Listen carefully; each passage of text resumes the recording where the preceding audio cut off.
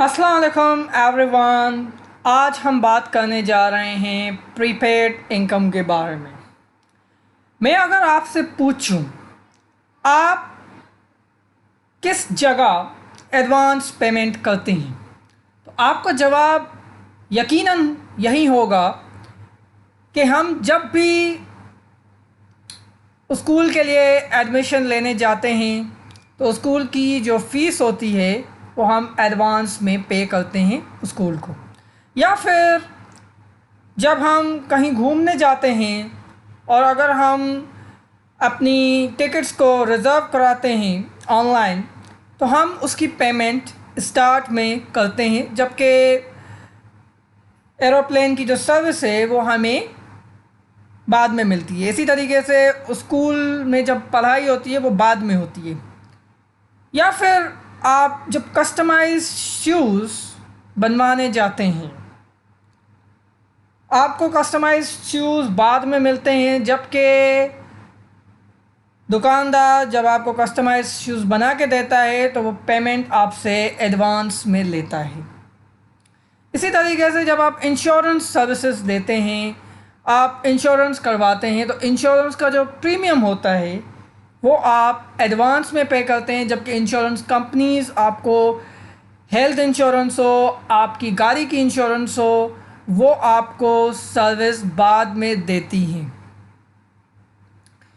इन चारों में एक चीज़ कॉमन है, वो है advance income for these companies. चाहे वो स्कूल हो उसके लिए इनकम जो है उनको एडवांस में मिल जाती है, यानी कि बच्चों की जो फीसेस हैं वो उनको एडवांस में मिल जाती हैं, जबकि वो तालीम बच्चों को बाद में देते हैं। इसी तरीके से अगर हम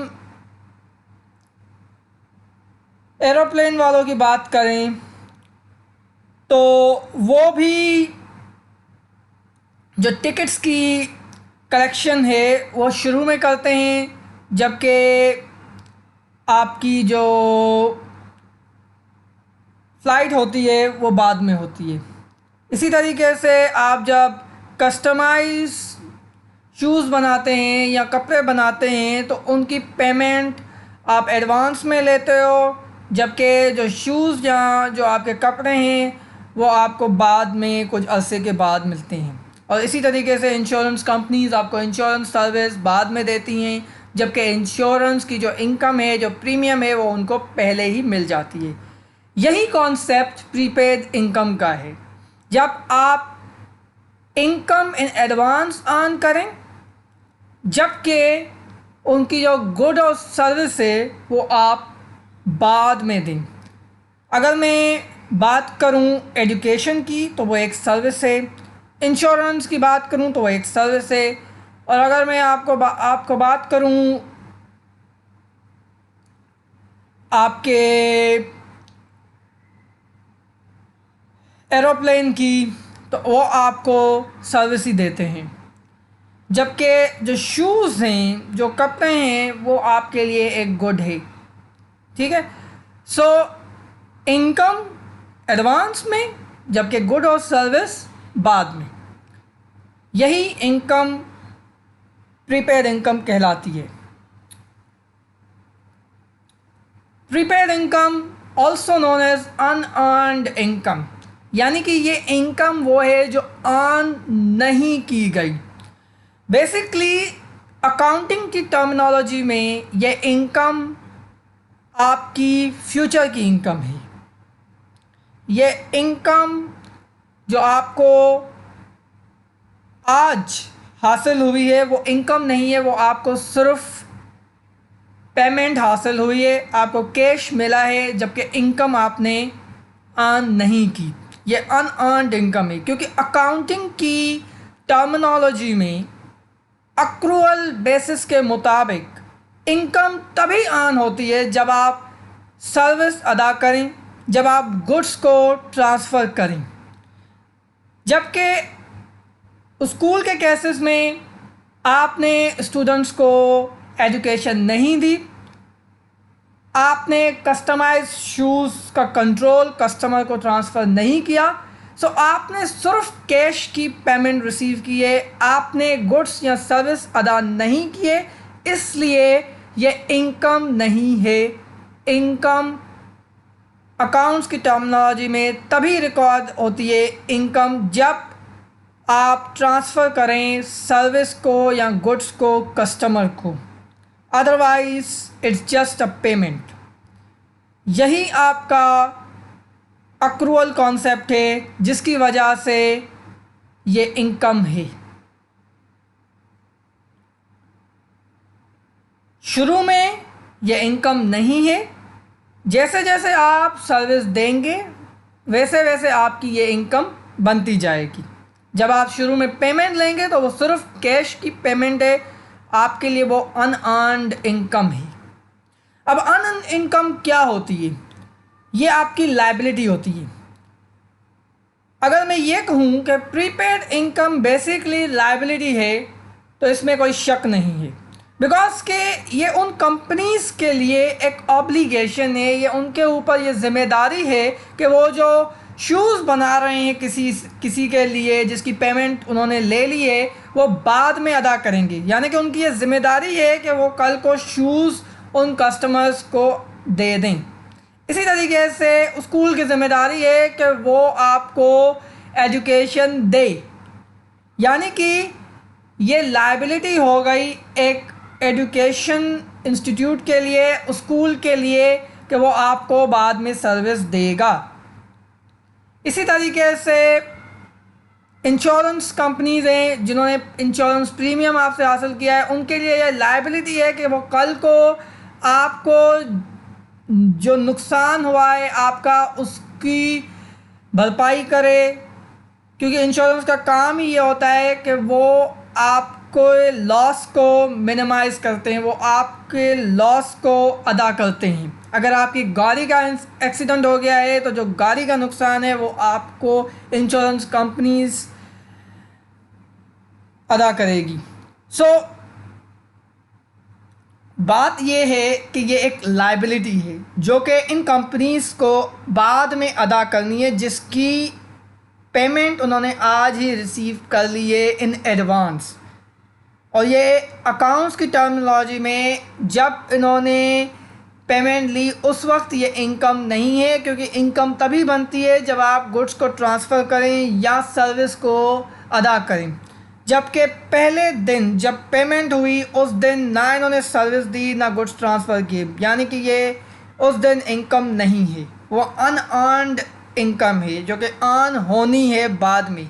यानी कि prepaid income is a income for tomorrow, यानी कि ये फ्यूचर की इनकम है, ये आज की इनकम नहीं है। ये एक लायबिलिटी है, ये ऑब्लिगेशन है जिसको पूरा करना है फ्यूचर में इन कंपनीज को। सॉल्व करते हैं प्रीपेड इनकम का। Company A receive 120,000 as rent from tenants on 1 December 2020 for the coming 12 months। यानी कंपनी ए है जो कि रेंट सर्विसेज प्रोवाइड करती है, यानी कि वो कोई बिल्डिंग वगैरह है या कोई लैंड वगैरह है जो रेंट पे देती है, जिनको देती है उनको हम टेनेंट्स कहते हैं। अब उसने 1 December 2020 को 120,000 रुपीज़ टेनेंट से लिए फॉर अ रेंट, यानी कि जो रेंट की जो पेमेंट है 120,000 1 December 2020 को उसने टेनेंट से ले ली। कितने मंथ्स के लिए? 12 मंथ्स के लिए। मतलब एक मंथ का जो किराया हुआ वो 10,000 हुआ, जबकि पूरे साल का 120,000 हुआ। कैसे? 10,000 मल्टीप्लाई बाय 12 मंथ्स तो आपको 120,000 मिल जाएगा। तो एक मंथ का जो किराया हुआ वो 10,000 हुआ। अब company creates it's financials on 30th April each year, यानी कि जो कंपनी ए है उसका जो एंड ऑफ द ईयर है वो 30 अप्रैल को होता है, यानी कि ईयर का जो स्टार्ट है कंपनी ए के लिए वो कब होगा? 1 मई से। ठीक है। अब ड्यूरिंग द ईयर उन्होंने 1 दिसंबर को पेमेंट ले ली, यानी कि ये एडवांस पेमेंट 1 दिसंबर 2020 को हुई फॉर 12 मंथ्स। अब इस डेट पे अगर कंपनी कोई ट्रांजैक्शन रिकॉर्ड कर रही है तो हम कॉन्सेप्ट को याद करें। जैसा कि मैंने आपको बताया कि इस डेट पे सिर्फ पेमेंट मिल रही है, क्या कंपनी ने सर्विस ट्रांसफ़र की? नहीं। क्या 1 दिसंबर को कस्टमर पूरे 12 साल घर में गुजार के आ गया? नहीं। ये 12 मंथ्स तो आने वाले हैं। आज तो सिर्फ एग्रीमेंट हुआ और उसकी पेमेंट एडवांस में दे दी गई, यानी कि कंपनी ए ने घर को ना दिया ना कस्टमर वहाँ पे रहा, ऐसा कुछ भी नहीं हुआ। यानी कि कंपनी ए ने सर्विस ही ना दी। 1 दिसंबर की बात हो रही है। सो हम क्या ट्रांजैक्शन रिकॉर्ड करेंगे? On 1 December 2020 company will record double entry as following. उसके पास कैश आया, कैश एक एसेट है, सो वो डेबिट साइड पे इंक्रीज़ होगा। उसके पास कितना कैश आया? 120,000। जबकि प्रीपेड इनकम, जैसा कि मैंने आपको बताया, वो लाइबिलिटी होती है। Liabilities increase on a credit side, तो इस वजह से लाइबिलिटी हमारी बढ़ गई। सो हमने उसको क्रेडिट साइड पे रिकॉर्ड किया, कितनी? 120,000 की। यानी कि ये जो प्रीपेड इनकम है इसकी सर्विस अभी हमें देनी है। ये हमारे लिए इनकम फ्यूचर के लिए है। ये इनकम हमारी अभी तक नहीं हुई। इनकम कब बनेगी? जैसे जैसे कस्टमर उस घर में रहेगा, उस घर को यूज़ करेगा, हमारी तरफ से वो सर्विस ट्रांसफ़र होती जाएगी, वैसे वैसे हमारी इनकम बनती जाएगी। अब 1 दिसंबर को हमारी इनकम नहीं बनी, इसीलिए हमने पूरी की पूरी पेमेंट को ही लायबिलिटी में ट्रांसफ़र कर दिया, 120,000। ठीक है। अब आखिरी दिन आ गया जब फाइनेंशियल्स को क्रिएट करना है। ऑन 30 अप्रैल 2021, जैसे मैंने आपको बताया 30 अप्रैल को कंपनी जो है वो अपने फाइनेंशियल्स क्रिएट करती है। अब 2021 आ चुका है, जाहिर है कि 20 में पेमेंट हुई थी तो अप्रैल 2021 का होगा। सो 2021 के अप्रैल की आखिरी तारीख को कंपनी फाइनेंशियल्स बनाने जा रही है। अब उस वक्त तक कितने महीने कस्टमर उस घर में रहा? दिसंबर को रहा, जनवरी को रहा, फरवरी को रहा, मार्च में रहा, अप्रैल में रहा। कितने मंथ्स हुए? टोटल 5 मंथ्स कस्टमर को सर्विस पहुंच गई। हमारा ईयर एंड हो रहा है 30 अप्रैल 2021 को। उस वक्त तक हमने 5 महीने की सर्विस दे दी है, यानी कि जितनी सर्विस दे दी उतना रेवेन्यू रिकॉर्ड होगा। अब आप मुझे बताएं, 5 महीने, 1 महीने का जो रेंट था वो था 10,000। 5 महीने का रेंट कितना हुआ? 50,000। सो 50,000 मेरा रेंट, मेरा रेवेन्यू बन गया। ये तो बात क्लियर हो गई। बाकी 7 महीने जो बच गए पूरे 12 मंथ्स में से, तो उसका क्या करेंगे? तो वो 7 मंथ्स हमारे लिए स्टिल प्रीपेड इनकम ही, हमने उसका रेवेन्यू अर्न नहीं किया। वो अभी तक हमारे लिए लायबिलिटी है, वो हमारे लिए अभी तक लायबिलिटी है जो कि हमें आने वाले साल में अदा करनी है। सो 7 मंथ्स जो मेरे बच गए, जिसकी मेरे पास पेमेंट आ गई है, जिसकी टोटल पेमेंट मेरी 70,000 है, वो मेरे लिए स्टिल लायबिलिटी है, जिसको मैं स्टिल लायबिलिटी के सेक्शन में प्रीपेड इनकम में रिकॉर्ड करूँगा। ठीक है। सो ऑन 30 अप्रैल हम क्या ट्रांजैक्शन पास करेंगे? हम कहेंगे हमारे पास प्रॉफिट एंड लॉस में 50,000 जाएंगे। क्यों? क्योंकि 50,000 की सर्विस दे दी, वो हमारे लिए इनकम हो गई। बाकी प्रीपेड इनकम यानी कि जो लायबिलिटी थी वो कम हो गई। लायबिलिटी इंक्रीज़ होती है क्रेडिट साइड पे, वो कम होती है डेबिट साइड पे। सो हमारी लायबिलिटी 120 की थी 1 दिसंबर को। 5 महीने गुजरने के बाद वो लायबिलिटी हमारी 5 महीने की कम हो गई। अब वो 70,000 की लायबिलिटी बच गई और ये जो 50,000 है ये हमारा रेवेन्यू बन गया, ये हमारी इनकम बन गई।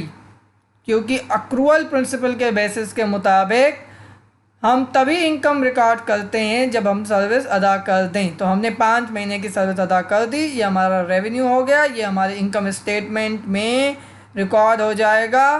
क्योंकि ये रेवेन्यू है तो ये क्रेडिट साइड पे इंक्रीज़ होता है, रिकॉर्ड होता है।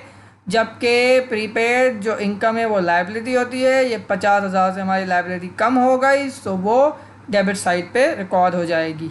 अब अगर आपको टी अकाउंट्स को समझना है, टी अकाउंट्स की टर्मिनोलॉजी में क्या होता है, बैलेंस, बीडी और सीडी, ये होती हैं क्लोजिंग ऑफ अकाउंट्स। अब बैलेंस बीडी का मतलब होता है कि शुरुआत में क्या बैलेंस था। अब अगर मैं इस ईयर की बात करूं, यानी कि मैंने आपको पहले बताया कि हमारा ईयर स्टार्ट होता है 1 मई से, 30 अप्रैल से ईयर एंड होता है, तो 1 मई से स्टार्ट होता है। तो अगर मेरा ईयर 2020 वाला स्टार्ट हुआ था तो वो 1 मई 2020 को स्टार्ट हुआ होगा। उस वक्त मेरे पास कुछ भी बैलेंस नहीं था, क्योंकि ये ट्रांजैक्शन ही 1 दिसंबर 2020 को हुई है, जबकि 1 मई गुजर चुका, पहले आया, उस वक्त तो कोई ट्रांजैक्शन ही नहीं थी। तो 1 दिसंबर को ये ट्रांजैक्शन हुई, तो मेरे पास क्या आया, कैश आया 120 का। ठीक है, अब 50,000 की मेरी इनकम रिकॉर्ड हो गई, तो ये जो सीडी है ये बच गया। सीडी क्या शो कर रहा है, मेरी लायबिलिटी, यानी कि ये अभी तक मुझे अदा करनी है। अब इसका मैं बता देता हूँ कि टी अकाउंट बनता कैसे है। देखें, जहाँ पे प्रीपेड इनकम है वहाँ पे आप देखें, यहाँ पे प्रीपेड इनकम सीआर साइड यानी कि क्रेडिट साइड में हमने इसको रिकॉर्ड कर दिया। किस लिए, कैश, यानी कि ये जो लायबिलिटी है वो मेरी इंक्रीज़ हुई, क्योंकि ये सीआर बैलेंस क्या शो कर रहा है, क्रेडिट साइड पे बैलेंस क्या शो कर रहा है, ये लायबिलिटी है। अब ये लायबिलिटी जब बढ़ेगी वो कैसे बढ़ेगी, वो 120,000 से मेरी बढ़ गई। अब ये लायबिलिटी कम हो रही है क्योंकि डेबिट साइड पे लायबिलिटी कम होती है। तो प्रॉफिट एंड लॉस में आप अगर देखें तो यहाँ पे प्रीपेड इनकम लिखा हुआ है, तो प्रीपेड इनकम जहाँ पे लिखा होगा डेबिट साइड पे, तो हम उसको रिकॉर्ड कर देंगे on debit side of the T account. और क्यों ये कम हुई, ये प्रॉफिट एंड लॉस की वजह से कम हुई, यानी कि ये जो लिखा हुआ है ये वजह लिखी हुई है, यहाँ पे इसकी कमी की वजह लिखी हुई है, यहाँ पे इसकी इंक्रीज़ की वजह लिखी हुई है कि लायबिलिटी इंक्रीज़ क्यों हुई, वो कैश मिला जिसकी हमने सर्विस अदा नहीं की थी, जिसकी हमें सर्विस अदा करेंगे आने वाले 12 मंथ्स में। सो जब ये 1 दिसंबर हुआ तो हमने यहाँ पे रिकॉर्ड कर दिया 120 को, और जब हमने ये 5 महीने की सर्विस अदा कर दी तो यहाँ पे लायबिलिटी कम हो गई 50,000 से। अब ये लायबिलिटी बच गई 70,000 से, 120 माइनस 50,000, तो आपके पास 70,000 बच गया। सो अगर आप इस तरह से करना चाहें या टी अकाउंट की मदद से करना चाहें, या आपके ऊपर है, आपको जिस फॉर्मेट में समझ आए आप उसको यूज़ करें। एक और बात मैं बताता चलूँ, ये जो फॉर्मेट है इसको आप रट्टा लगा सकते हैं। बीडी हमेशा इसका जो है वो सीआर साइड पे होता है क्योंकि ये लायबिलिटी है, सीडी इसका डीआर साइड पे होगा, डेबिट साइड पे होगा। इसी तरीके से जो कैश है इसका वो सीआर साइड पे होता है और प्रॉफिट एंड लॉस इसका डेबिट साइड पे होता है। सो अगर आपको कहीं क्वेश्चंस में बीडी मिलता है, सीडी मिलता है, आप इन दोनों को रख के, और कैश अगर आपको मिला हुआ है तो आप इजीली इन तीनों को अपनी जगहों पे फिल करते हुए आप प्रॉफिट एंड लॉस निकाल सकती हैं। वरना अगर आप कॉन्सेप्चुअली इसको समझना चाहते हैं तो आप ट्रांजैक्शंस और डबल एंट्रीज़ के तहत भी आप इसको रिकॉर्ड कर सकते हैं। एक इम्पॉर्टेंट चीज़ ये है कि सीडी बैलेंस ये शो करता है कि आपकी लायबिलिटी कितनी रह गई है, कितनी लायबिलिटी आपको नेक्स्ट ईयर फिल करनी है अभी तक। ये आपका कैश है जो आपको ड्यूरिंग द ईयर पे हुआ। ये प्रॉफिट एंड लॉस वो है जिसको रेवेन्यू रिकॉर्ड आपने कर दिया, यहाँ से आपकी लायबिलिटी कम हो गई। ठीक है, सो आप अभी अगर प्रीपेड इनकम का कॉन्सेप्ट समझ चुके हैं तो होपफुली आप हर क्वेश्चन को सॉल्व कर सकते हैं। इसमें जो सबसे इम्पॉर्टेंट चीज़ होती है वो यही होती है कि आपको डेट्स का ख्याल रखना होता है। कब आपको पेमेंट मिली, कितने महीनों की, कितने सालों की आप सर्विस दे चुके, कितनी रह गई, कितनी रह गई मतलब ईयर एंड के वक्त आप देखेंगे कि मेरी अभी कितनी लायबिलिटी है। सो उस तहत अगर आप सोचेंगे, इस तरह से आप अगर इन क्वेश्चंस को सॉल्व करेंगे तो आपके लिए बहुत प्रीपेड इनकम के जो सवालात हैं वो इजी हो जाएंगे। जैसे मैंने यहाँ पे 1 दिसंबर को लेके मैं चला, मैंने कहा मुझे पेमेंट 1 दिसंबर को मिली, यानी कि मेरी ये पूरी लायबिलिटी क्रिएट हुई।